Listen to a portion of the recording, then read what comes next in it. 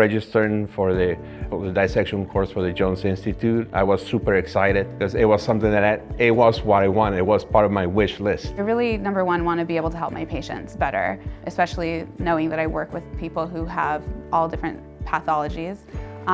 Knowing specifically the intricacies of the pelvic floor and the brain, which was something that we didn't get experience with in school. So I had never had any experience with dissection. In fact, I had never touched anyone who was not alive. I really, really wanted to know what things look like.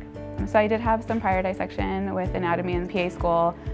We did a cadaver lab, and it was mostly just a bunch of students standing around one body, and we got to touch it occasionally, but we didn't actually get to do our own dissections. It was an already dissected cadaver, and we got to kind of look at how the flexor tendons could pull the fingers. Those dissections, you are told what to do, when to do it, what to cut, where not to cut. You were told what structures you were seeing. It was very, very regimented, very structured dissection. When the body is already embalmed, everything is rigid, it's stiff.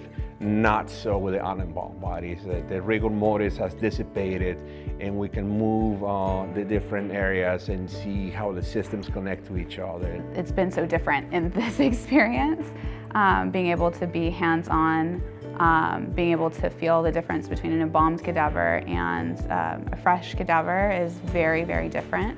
So big difference, big obvious difference is these are fresh dissections. These are not embalmed. So that's extremely helpful for a manual therapist because the tissues actually feel like they do in a real live person. As I returned home and I started to review and I started working on my patients, all that knowledge surfaces and I can see the connections. When you see it in a book, it's one thing, but when you interact with them, it's a complete different sense to it. Kyle and Aaron walk you slowly through it and integrate.